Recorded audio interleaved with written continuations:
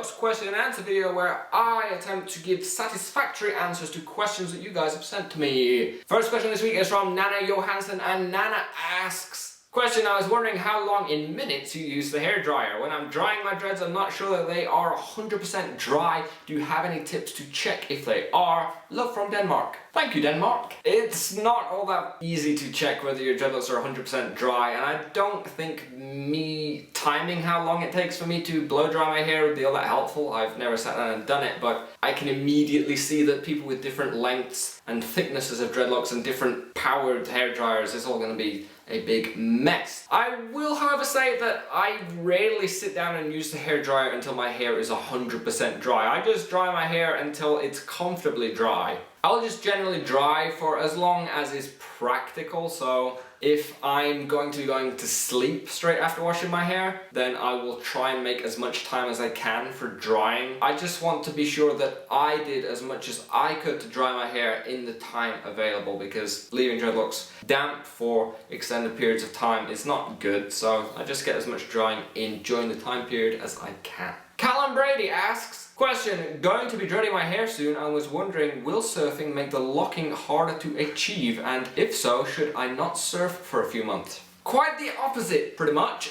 Salt water can be really good for locking up hair. If you've been swimming in salt water, and I would assume you have with the surfing, you will likely have encountered that your hair becomes, I don't know how you describe it, it's that sort of not nice, knotty feeling. I mean, it's not nice if you have regular hair and you'll want to condition it out and brush it, but for dreadlocks that's good, that's great, because it's going to lead to hair knotting up faster. Sea salt is often used in soaks and sprays to help encourage knotting, so surfing should not be an issue. You may want to be a little bit careful with them when they're very new though, because when you submerge them in water, it can be a bit rough on them swimming when they're very young. You're just going to want to just be aware of that, but once they've started to come together, you shouldn't really need to worry about the surfing having too much of a negative effect on them, or no negative effect, should have a positive effect. You just want to maybe watch for the practicalities involved with, you know, you're going to get out of the water and it might not be all that easy to wash them straight away afterwards, and if they're holding salt for long periods of time against your head, it can get a bit sort of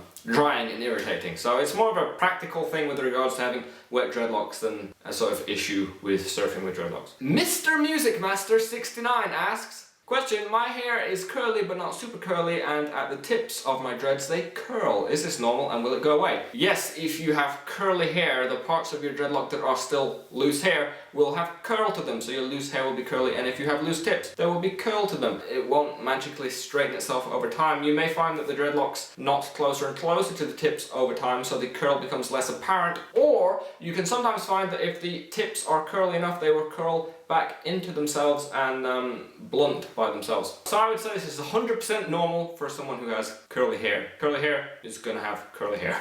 Not entirely sure how to pronounce this name. 666 Sealy 666.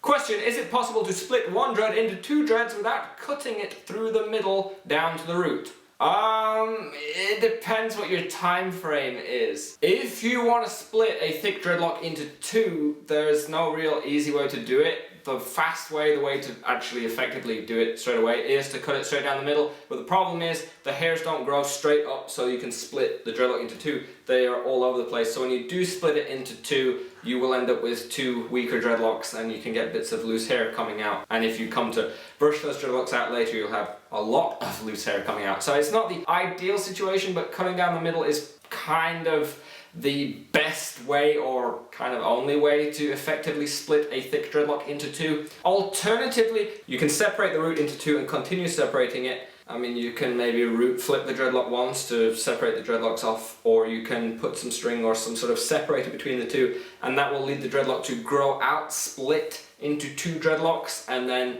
once the dreadlocks have grown out long enough, you could cut the thicker end off. But I kind of feel that if you were going to do that, if you were going to sacrifice all that end bit anyway, just by cutting it off, you haven't really gained much versus just cutting it down the middle. So to answer your question, no, I'm afraid I don't have any sort of real easy, great way to split a thick dreadlock into two. Unless you were to brush the whole dreadlock out, resection into two and form two new dreadlocks, when people have young dreadlocks and they've decided that they're too thick and want to split them, I will generally recommend, just brushing them back out and redoing the problematic dreadlocks rather than trying to cut them down the middle. Ryan Clarke asks, question, do you know any tips or procedures you can do to increase the growing rate of non-dreadlocked hair? Procedures? That sounds like pretty serious. I often get asked about this. I mean, you're gonna need patience for dreadlocks, so if you're being impatient with the rate of hair growth, then it can seem like, well, you don't have enough patience. But I can understand that waiting for the hair to grow can sometimes feel like a bit of a waste of time. It can sometimes feel like, well, I could be better spending this time letting the dreadlocks mature. So I understand why people want to grow their hair faster. There is no sort of magic way to grow hair faster. I mean, the only advice I can give is to eat healthy and exercise. Some people get offended by that. They feel like I'm telling them they're not eating right or exercising enough. But that is going to affect the rate of hair growth and the quality of hair growth. There are also certain supplements. Every time I just tell people to eat healthily and exercise, there will always be people coming along and telling me to tell other people to use something called biotin. I have no idea what biotin is. I've looked it up. I've never used biotin, so I take no responsibility for what happens if you use such a supplement. But I know there are certain health supplements out there, with that being one of them, that can help increase the rate of hair growth, healthy hair, stuff like that. So it may be something that you wish to look into, possibly. Again, no experience with it. It's just that every single time that I answer the question, someone will say, biotin, biotin. I'm like, alright, chill.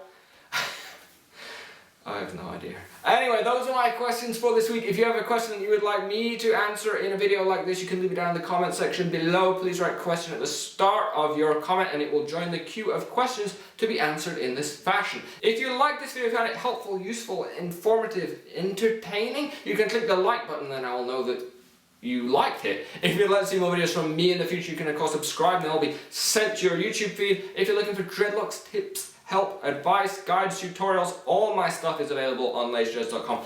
I'd like to thank you for watching. I hope to see you again next time. Farewell!